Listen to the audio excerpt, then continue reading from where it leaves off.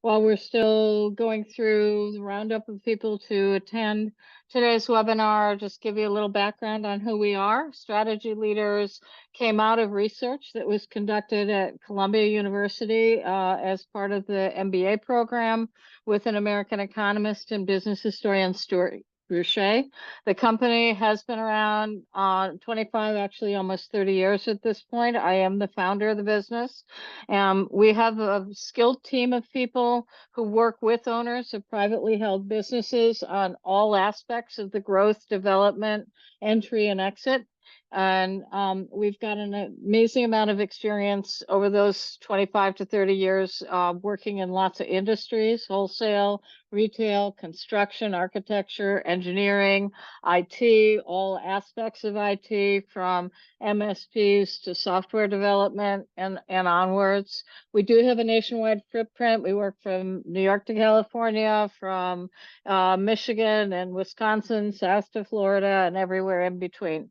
And have a broad set of services. I'll give you a little insight into that in a second, but first, let me encourage you, if you would like to have a conversation, we would love to talk to you, and we don't charge for this conversation. So please give us a call for a free consultation. Our number is in the lower left-hand corner. Send me an email. My email's in the lower left-hand corner, or put a note in the chat window if you'd like us to reach out to you. So let's take a look at some of the things that we do for our clients.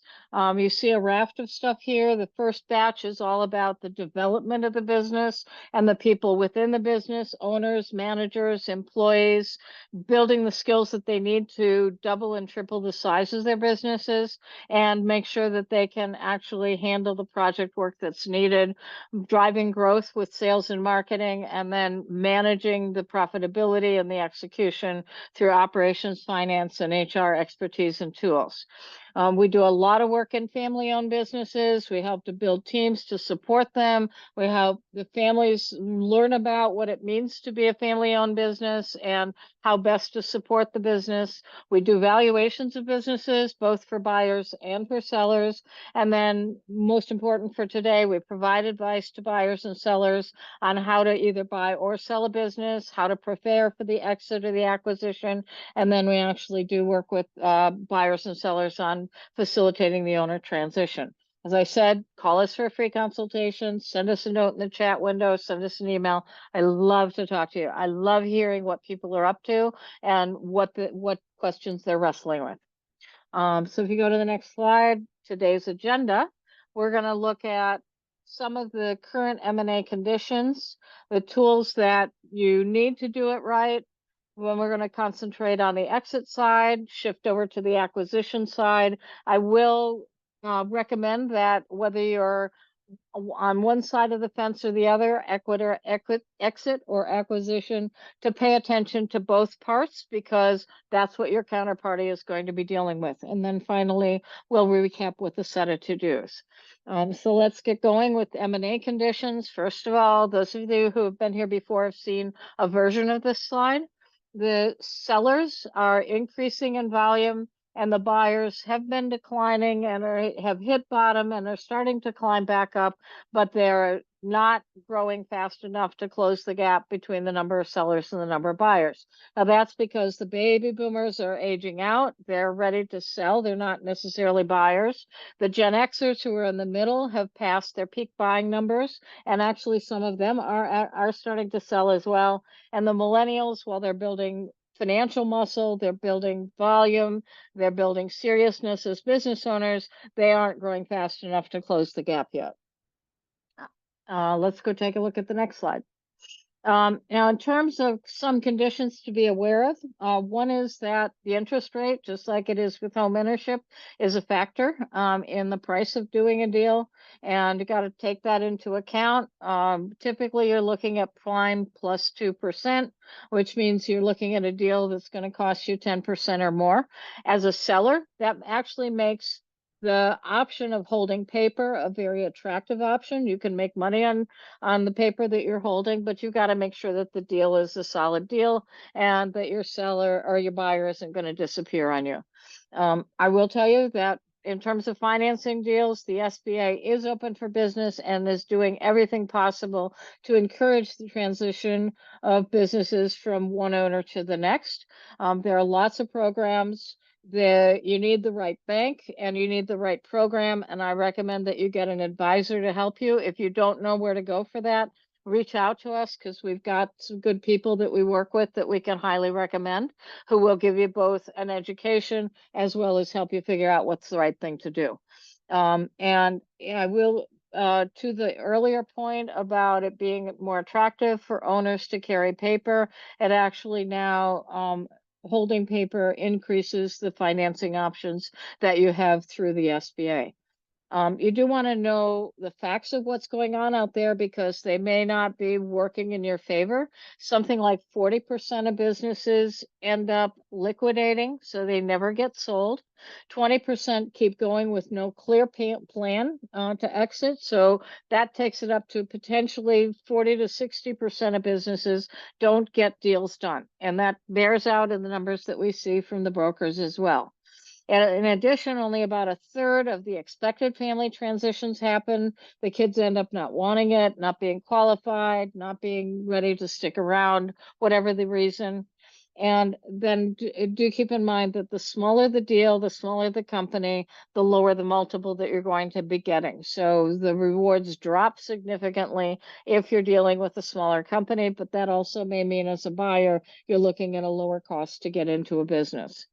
You do want to find deals that can get done, and you want to be very careful about not the promises that people are making, but the reality of what's happening. So you've got to have buyers and sellers who are realistic, prepared to take action. And I would encourage you to look at insiders as well as outsiders as potential buyers. We will talk about that more as we go along today. So let's then, tools to do it right. That's where we're going next. And you see a whole list of tools that takes time to build these things, and this is going to depend as a seller how much time you have left. And you want to make sure that as a seller you do make your buyer sign a non-compete, non-disclosure, to get access to any of the information that you're going to provide. And as a buyer, you should expect to sign a non-compete, non-disclosure. We recently had a situation where a seller was so eager to woo a particular buyer that they just dumped information on them without no non-compete, no non-disclosure. Fortunately, the buyer's pretty ethical company, and they said, we're not going to use this, but if we did want to use this, we could basically take these guys out of business with what they've given us, with no legal constraints on us doing that. Let's go to the next slide, Dahlia. In terms of tools to do it right, these are kind of the processes that you'll go through. You want to develop a synopsis of the business. As a seller, that helps you to shop the business. As a buyer, if you have a synopsis of your business and you find a seller that's interested, it's a quick way to bring that seller up to speed on who you are and why they ought to care about you. You do want to develop a presentation on the business that includes analysis. As a buyer, you want to look for this. Is the seller prepared to share this?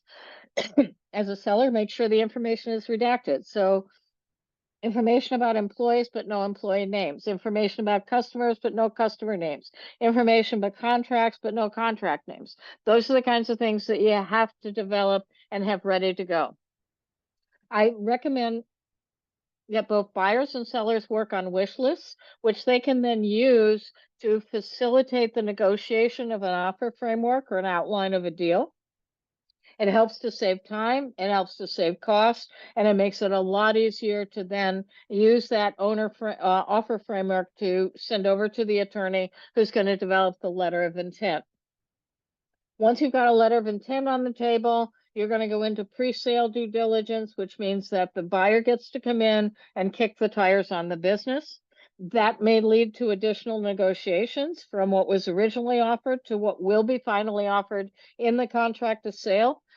And then be prepared as a seller for post-sale due diligence that again verifies that everything that was supposed to be conveyed according to the contract is actually been conveyed. Let's go to the next slide. Now, here's an example of what a mistake business owners make, both as sellers and buyers, when they focus on the purchase price. So we're going to go down the seller column. So the seller says, I've got a deal ready to go. It's going to be $2 million. And on top of that, I know because the way we're doing the deal, I'll be able to take the accounts receivable with me, and that's worth 200,000. But I forgot that I have to pay taxes on that. So we're going to use 40%. You could use 30, 20, whatever your number is. We've used 40. That means that after taxes, that $2 million deal plus accounts receivable is down to $1.3 million. But I will get the after-tax cash on hand that's sitting around in the company, because the way the deal's being done, that cash is going to come to me. But I do have 700,000 in loans and credit lines that I'm going to have to pay off. So when I take that $1.3 million net after taxes, I add 100,000. I pay off the loans with after-tax money minus 700,000. That means that I'm actually only going to walk away with $720,000, or about a third of what that big sale number, purchase price number looked like. Big shock. Now, as a buyer, I'm looking at putting 2 million down on the table, but the 200,000, I'm going to have to go make that up, because I'm going to need accounts receivable to operate the business. So it's going to cost me another 200,000 until I get the thing rolling and get accounts receivable built up. So I'm going to have to support that open accounts receivable. I'm also going to have some cash on hand. So that's another 100,000. I'm not going to have to pay taxes on anything, so that's good news. But I am going to have to make investments to make the deal work, whether that is infrastructure investments, hiring personnel that need to come to the table, hiring advisors to help me get the deal done, and so on. And when I add that all up, it means that I'm actually going to spend about 2.8 million, or 140% of the deal value, the purchase price of 2 million. So again, whether you're a buyer or a seller, make sure you've got a good understanding of the all-in picture, not just what the deal is. Let's go to the next slide. Now, if you're hoping to exit, we're going to concentrate on you guys first. Those of you who are looking to exit, I encourage the buyers to pay attention here, because this is what your counterparty is or should be thinking about. Now, there's 4 big areas of concern that we see come up consistently with sellers. One, they're not ready personally and business-wise. They're not ready financially. They don't have the infrastructure set in place. They're unrealistic about who might buy the business and what those people who might be interested are willing to pay. They're living on hope rather than fact. And they don't have enough facts about what it will take to sell the business and how that will play out. What's the game like? And they are absolutely unprepared for retirement benefit. Or the retirement event. So think of it this way. I've been doing this business for 10, 20, 30 years. I've gone to school every day on how to run this business well. I've gotten smarter every day. I've built this business, but now I've got to go play an entirely different game that I have never played and never have gone to school to learn about, and that's called exiting. At the same time, in terms of who I am and what I do, my identity is all wrapped up in the business. I had a business owner this summer say to me, look, I love the business. I love going to work, but my health isn't going to allow me to continue long term, and my wife wants me to be freed up so that I can travel to visit the grandkids. Now, I am really concerned about the health and well-being of that owner until he forms a vision of what his life will be like post-retirement that is positive, encouraging, and exciting to him. Because the reality is that there are a large chunk of business owners who, a year out from selling the business, are no longer walking this earth. There is a high mortality rate attached to business owners exiting their businesses, and it is related to this last question of being unprepared for the retirement event. So they don't have enough money to do what they want. They don't have a vision of what they want to do. They don't see it as a satisfactory thing to go to. Now, let's go to the next slide. Now that I've depressed the daylights out of you, let's talk about how to get this done. First of all, get your facts in line. Go from supposition to real facts. start with a financial planner.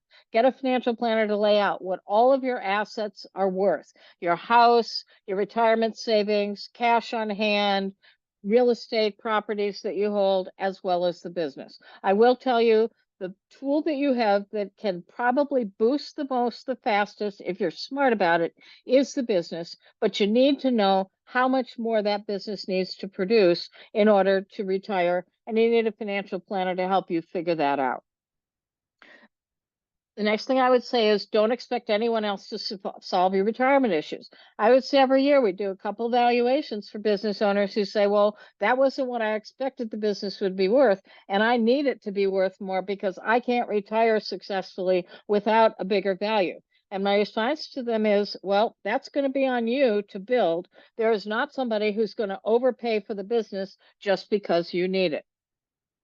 Make sure that you do define your timeline from now to exit, a short term and a long term. So min and max, so that you know what you've got to work with in terms of building the things that you need to build and then exiting properly. Write out a plan to get what you want in retirement. That goes back to the previous slide, and then figure out what you're going to do next, which again, we talked about on the previous slide. Here are some strategic questions to ask. I'm not going to read these off to you. These are things that you need to really think about, and I would suggest even write out answers to. And as you work on building your way through this list, you've got to understand that your business needs to be bankable, your buyer needs to be bankable, you need to understand what the business is worth, and if you need it to be worth more, how you drive that value up. You need to make sure that you're doing everything that you can to get the business to present well. So, think about selling a house and you stage the house in order to get a better value. It's the same sort of thing here. You need to stage the business. And there are people like ourselves who will step in and help you prepare for that. You got to really think about what you're going to tell your team and when. I see way too many business owners trying to do an acquisition on their own, and they are an exit on their own. They're like, I don't want to tell my employees because I don't want to have them head for the door. You can actually lock them in with some bonuses for sticking around. We had a business owner who did that really successfully, and it helped to make sure that the value that he got for the business in the letter of intent was bulletproof all the way through to the contract of sale.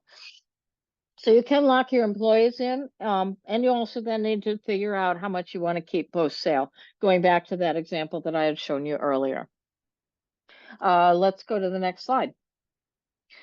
Now, as you're working your way through that list of strategic questions, you got to think about how you're going to use your time and use it wisely.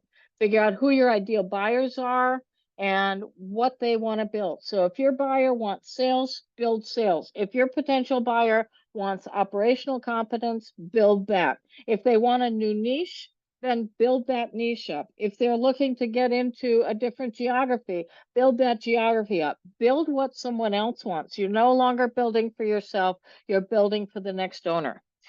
Make sure as you work your way through from now to exit that you drive up profits and that you can then use that money to clear out loans, increase shareholder income pre-sale. So that is a way to boost the cash on hand for the shareholder and their retirement accounts, and then also boost share value so that the business is worth more as you work on whatever time you have left.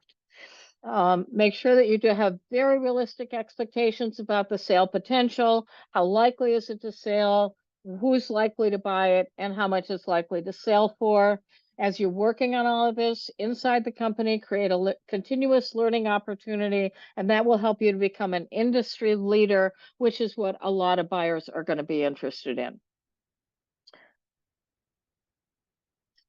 Also make sure that you're documenting everything. Too many businesses I find is the knowledge of the business is in the owner's head, or it's in a few key players' heads, and those key players are not necessarily guaranteed to stick around. The buyer wants to know that they are not going to lose intellectual capital when they do the deal. Also, make sure with whatever time and resources you have available, beef up marketing and sales. Usually do those first, and then solidify finance, HR, and operations so that as you're selling more, you can bring it in and do it more profitably and do it smoother. You want to use time that you have to learn about exiting, calculate those after-tax outcomes, realistically evaluate the potential for family. Keep in mind, only a third actually play out. So how likely is it that family members would or could step in, and what kind of training and development are they going to need in the time that's left to them? Consider employee turnover. This is some takeover. This is something that I see way too many business owners taking the attitude of, hey, they all work for me, none of them could take over. And again, I've got a perfect example, a business owner who absolutely had that attitude. Meanwhile, the employee was talking to us, I want to own this business. I want to take this business over. I have the means to do it. I need to get the owner's attention. And the owner was basically overlooking the potential to sell that business to the employee as he was being wooed by outsiders who were not going to pay nearly as much. So be very careful. Employees can be trained to run the business in many cases. We can help you evaluate that potential, develop that potential, and if it doesn't all play out, help you to find the replacements that you need. Make sure that you do build your wish list. I talked about that earlier. Build your wish list so you're very clear. What do you want? How long do you want to work? How much do you want to get paid for the work that you're going to do? How do you want to work full-time? Do you want to work part-time? What insurance do you need? What kind of tools do you want to have paid for? Do you want your car paid for, your cell phone, those kinds of things? Under what conditions would you want to exit? Do you need a buyout to do that on top of whatever's being sold for the business? Think about all of those things. Now, let's go on to the next slide, Dahlia, and let's talk about acquisitions at this point. So this is the other side of the equation. And again, sellers, pay attention here because this is what your counterparty should be thinking about. Over on the right-hand side, work your way through this wheel of fortune. These are the elements that can contribute to a good deal and that will be interlocking as you're trying to figure out how to make this deal work with your company and what you have already. And on the left-hand side, you want to make sure that you're building shopping lists of what you want to acquire, whether it's talent, technology, equipment, know-how. Make sure that you understand what it is that you're trying to add to your company, and on the other hand, what you don't need and shouldn't be paying much for. Make a checklist of what to look for and any no deal criteria. So if we see this, we're going to walk away. Get your people involved, get them involved early on. I see again, even on the buyer side, business owners trying to go it alone too long. They don't get enough input. And I will tell you that good decisions are ones that are made by lots of people sharing lots of opinions. Don't be afraid of the input. Go and get it. Bring the employees in your company up to speed on what you're looking at. You don't want to get to the day that you're trying to sign the paper and all of a sudden you're telling your employees we're going to do a deal and they're like, but how do I fit in and how can I help? And I've got another job over here and what's going to happen?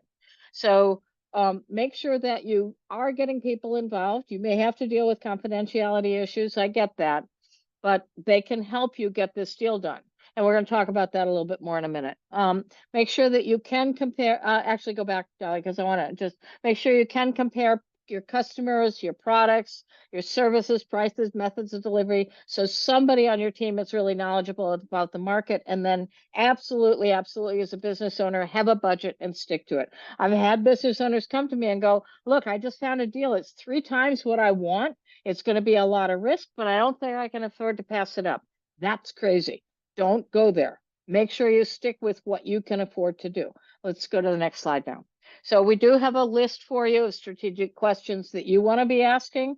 Again, I would recommend you write out the answers to these questions and that you work out with these questions as you're trying to figure out what's going to be a good deal for you. Let's go to the next slide.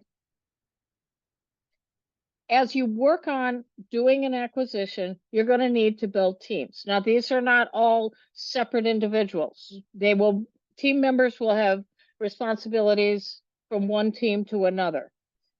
So your strategic search finance teams are all going to be probably employees for the most part.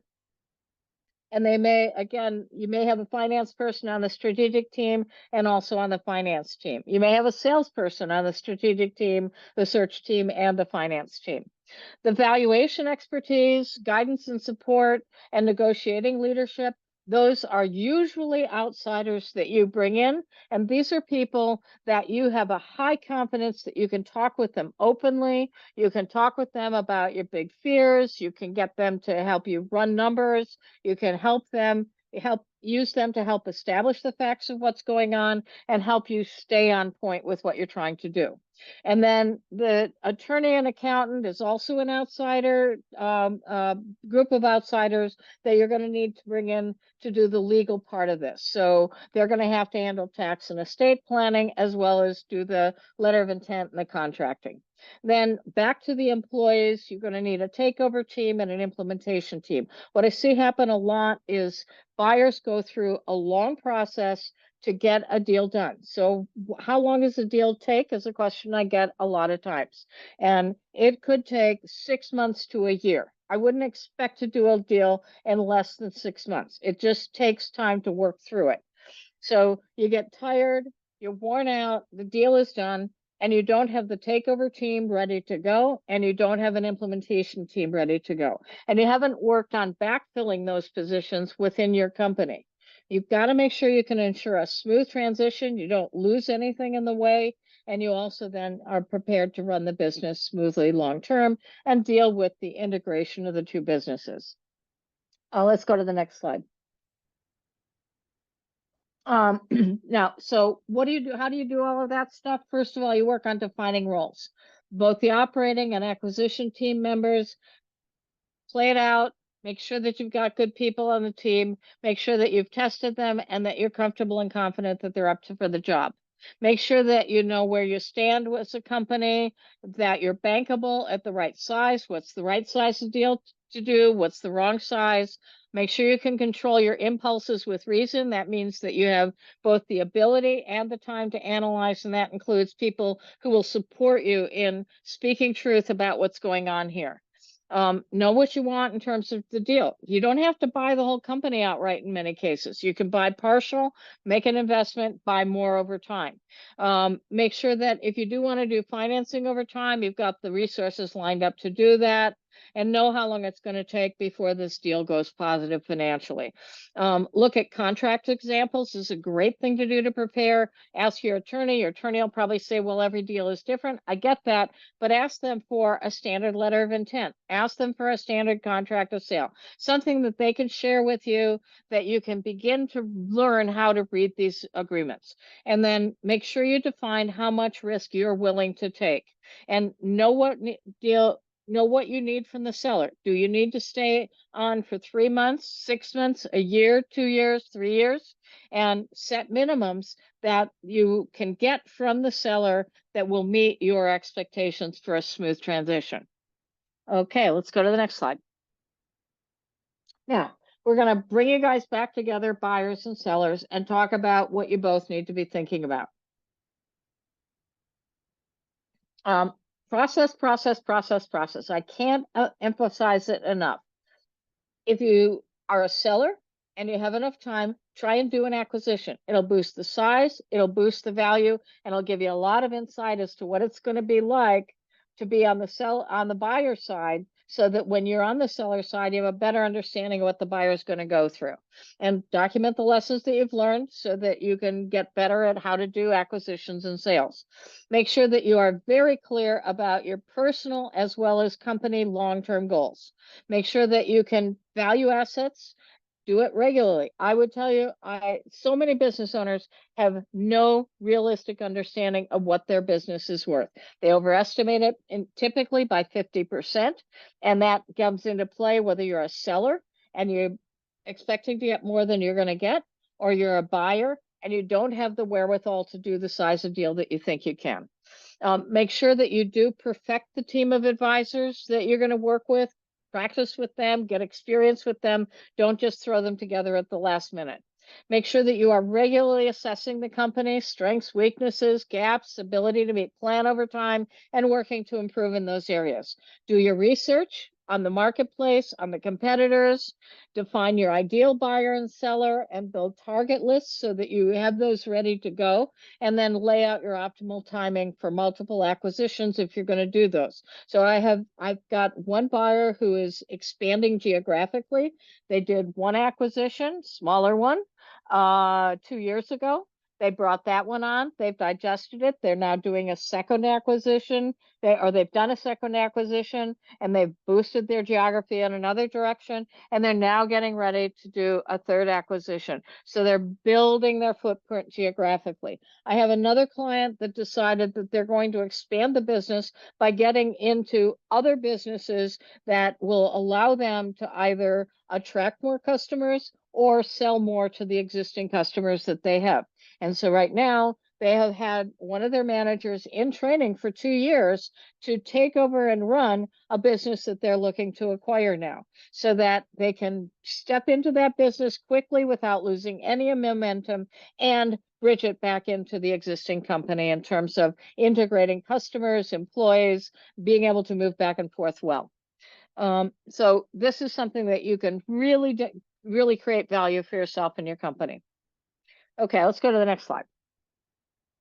Now, in terms of how you're going to get the deal done, as I said earlier, make sure you investigate your options, family, employee, and outsiders. If you're going to sell the business, they're probably two most typical ways are an outright sale, which will either be an asset sale or an equity sale. So an asset sale is you're selling the assets of the business, but as a seller, you're still responsible for the liabilities. This is the most common form of transition, and it protects the buyer from any undisclosed liabilities. On the other side, an equity sale is most often used with insiders. So if there are employees buying the business, they're probably going to need to do an equity sale in order to have the history of the company to trade on.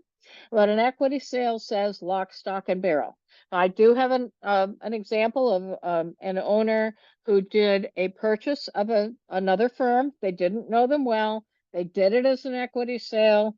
And in purchasing that company as an equity sale, they did not know that the company had undisclosed liabilities for sales tax and federal and state employee taxes.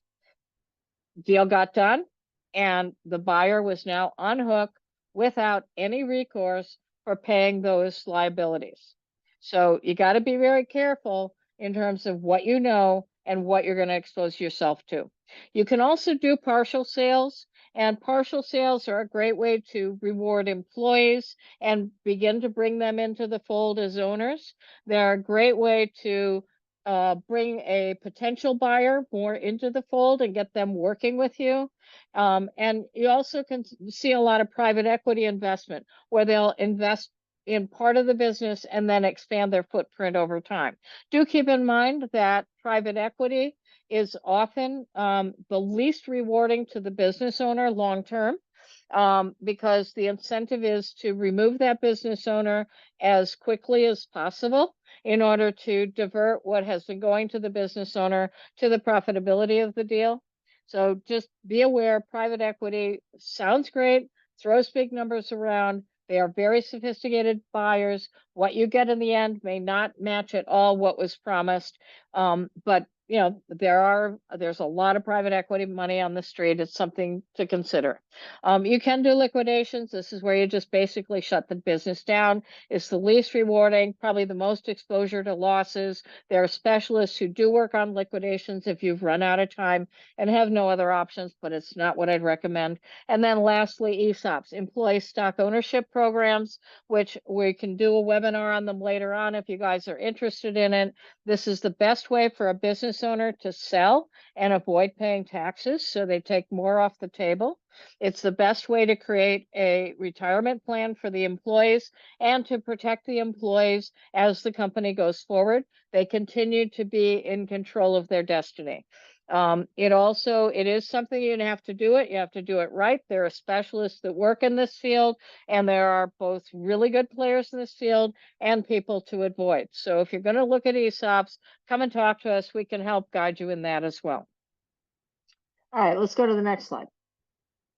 So in terms of doing the deal right, you've now found somebody you're talking to.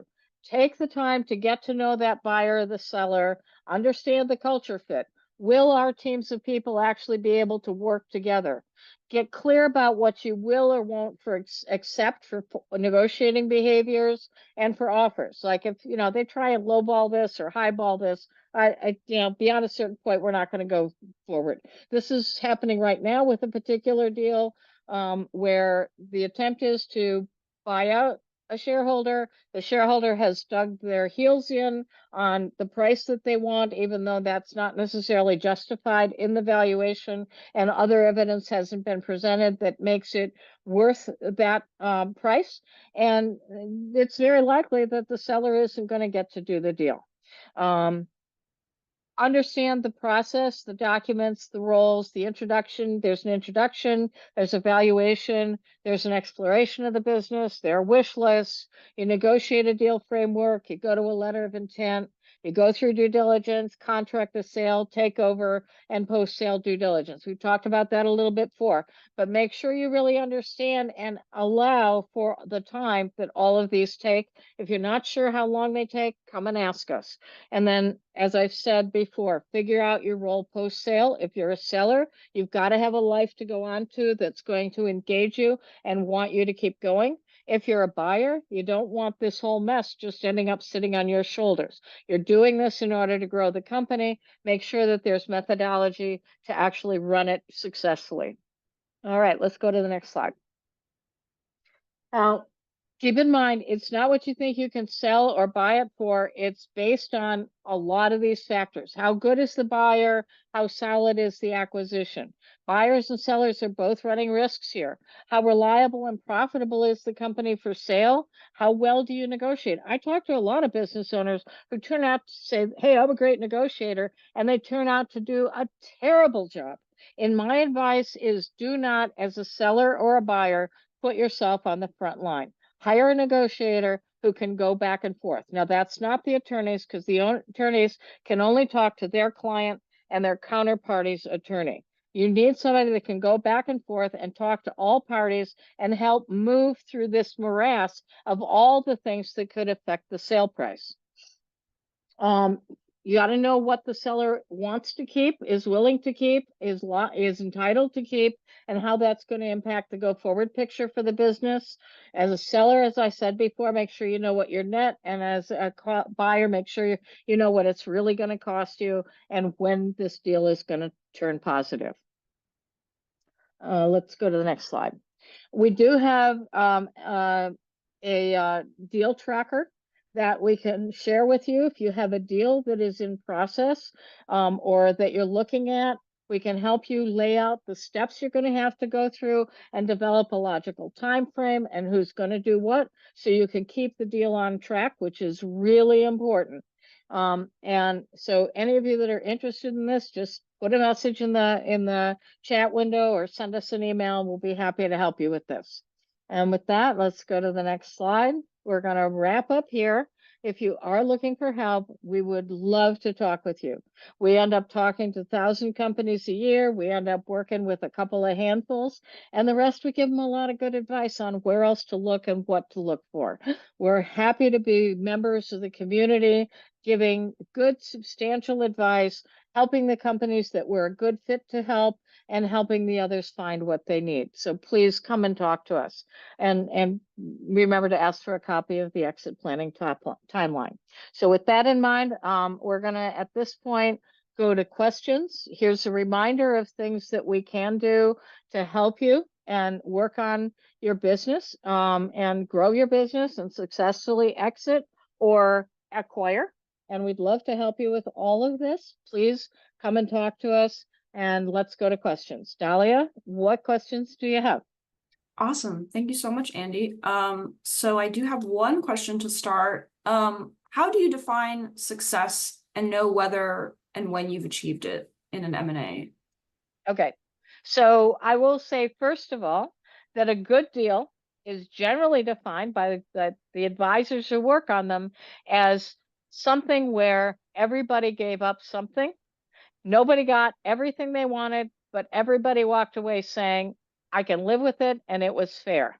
And that's something you want to keep in mind. You are not going to be able to be a bully as you go through the negotiations, whether you're a seller or a buyer. Don't expect to attempt it that way. It won't work. So success in the deal is getting the deal over the finish line within the requirements that you have placed out there as a buyer or a seller.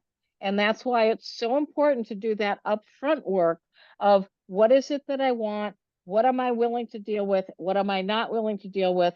And what can I afford? How does this work? What's going to be important? I have a client that we just finished the deal actually in the last month.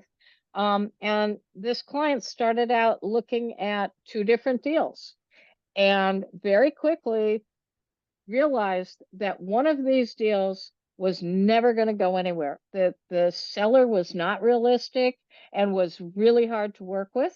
And it gave her a great framework for the other deal where the business owner was very realistic, very easy to work with, and actually wanted to stay and contribute significantly for a number of years going forward, which allowed the buyer to then bolster their management team.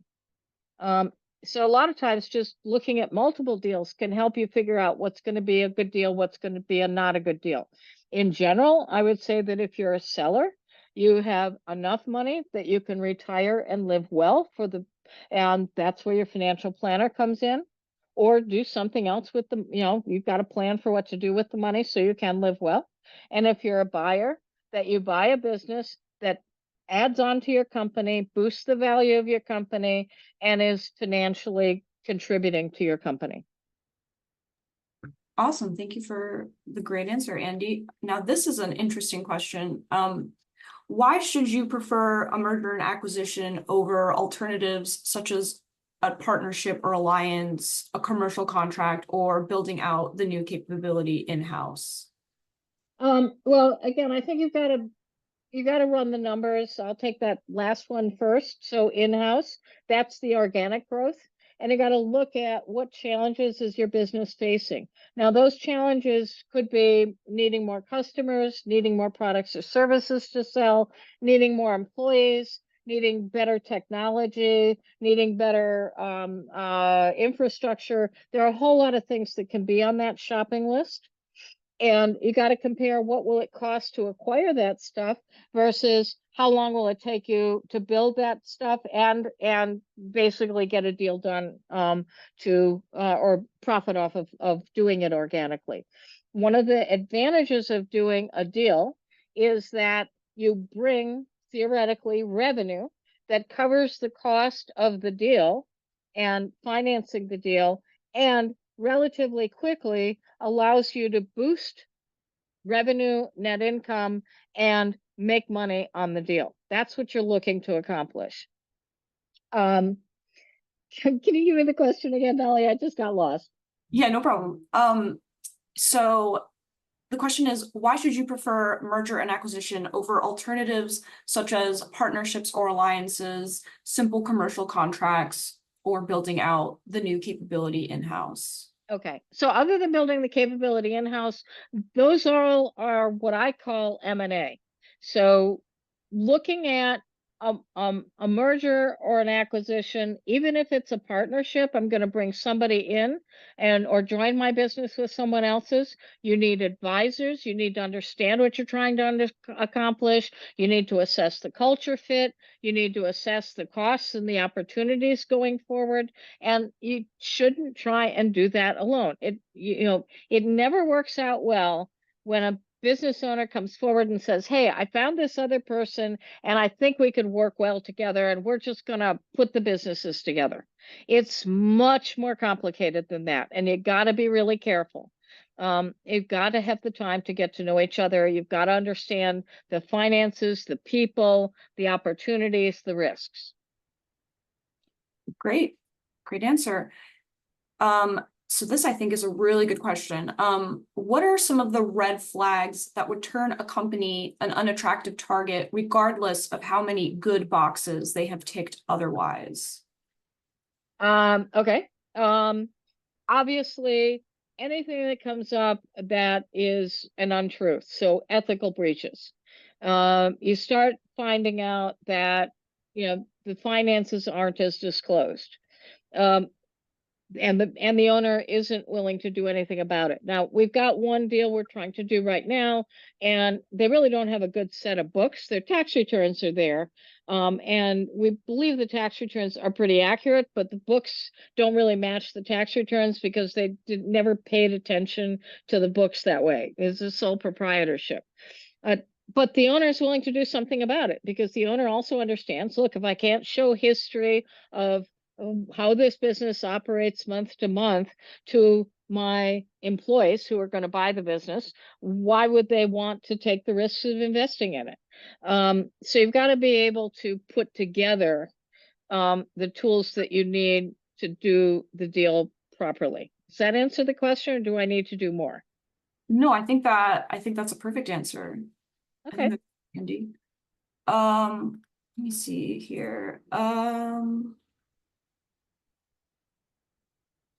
Do you have any tips for handling any unexpected surprises in the process? Yeah, my biggest tip would be don't put yourself as the buyer or the seller on the negotiating line. So have somebody who's negotiating who can come back to you and say, this is what just got said, this is what just got offered. Let's take a breather here. Let's evaluate this. Let's think about it. Let's think about how to respond.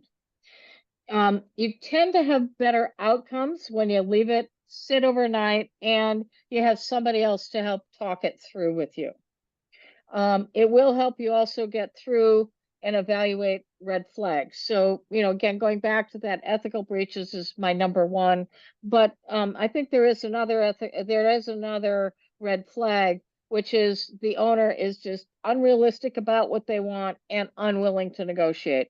If you find that, you can usually suss that out early on by asking them to present a valuation and looking at that valuation to determine that you are in the same ballpark. Now you can negotiate, but you at least have a basis for negotiating.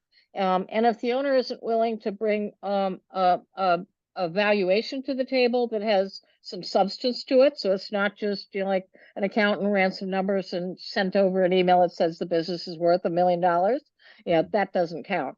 But if the seller isn't willing to invest in getting you a detailed valuation of the business, as a buyer, I'd walk away. It's just not worth the time you're going to put into this. Agreed, yeah. So I have one last question, and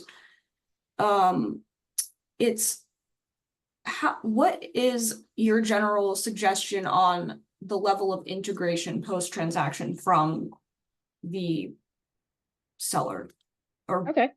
buyer? Yeah. Yeah. So how are you going to bring the businesses together, and how much are you going to bring the businesses together? Yes. So that kind of depends on what it is that you're buying, and how much it fits in.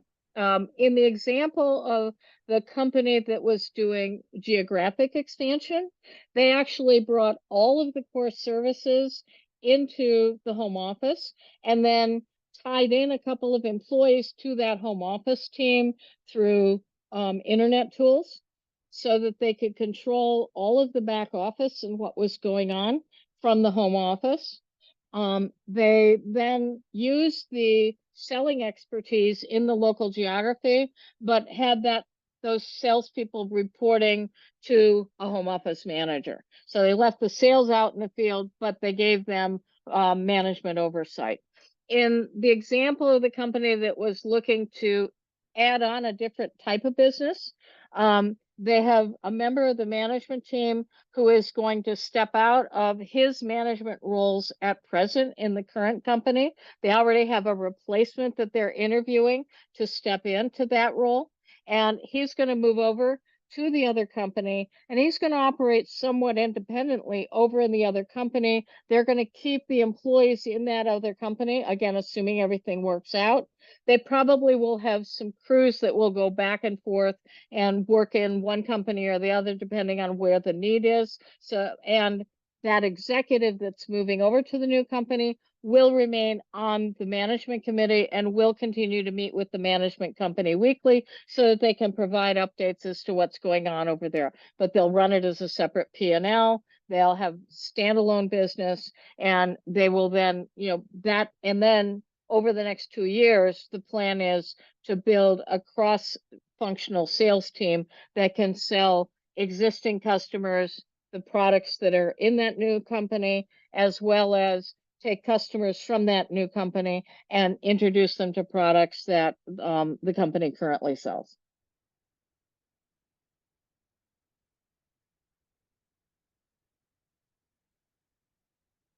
I think you muted, Dahlia.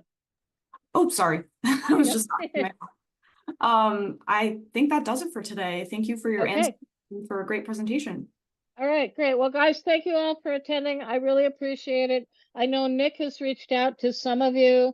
If you get an email, Nick at Strategy Leaders, or a phone call from Nick, he would love to talk to you, get your opinion on this webinar, get your feedback, find out what else you're looking for, talk to you about where you are, what stage of development you're at with your business. We're really looking to understand what's going on in the marketplace, and I really hope you'll give Nick a few minutes of your time.